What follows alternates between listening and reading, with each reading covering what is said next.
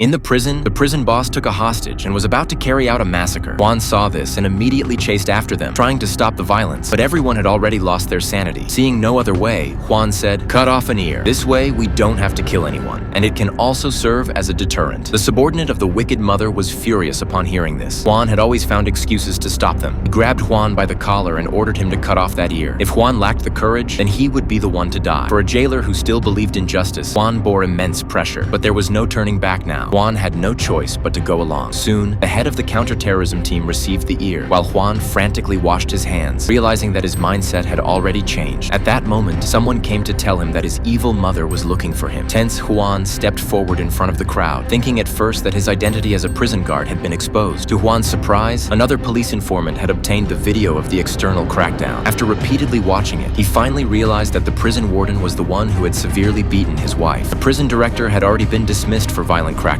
but who knew he would be called back in before even leaving prison? Although the prison warden went alone, he still wore an expression of disdain. He thought the evil mother would fear him, but as soon as he entered, he pressed a dagger against his belly. They evaded the surveillance cameras and descended to the basement level of the prison. Pushing through the crowd, the abusive mother dragged him in front of Juan. The prison warden began to make excuses, claiming that Juan's wife had attacked him first. However, the video clearly showed that Juan's wife had been pushed toward him by the crowd, and after the warden struck her, he glanced at her but offered no aid. This only fueled Juan's rage, and he immediately started a fight with the warden.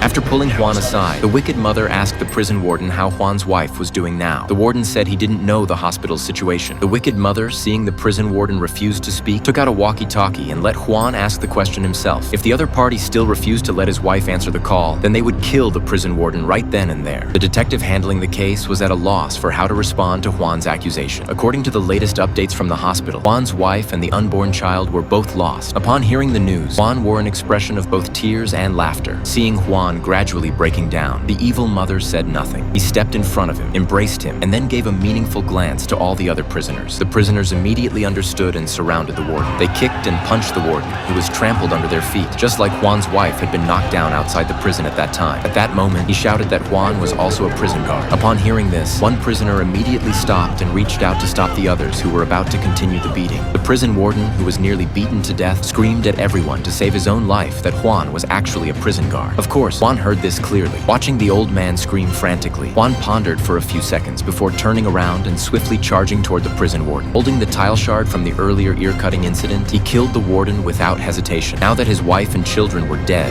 and he had killed someone himself, Hu En also lost the will to live. However, the belt meant for hanging could not bear his weight, ultimately giving him a chance to survive.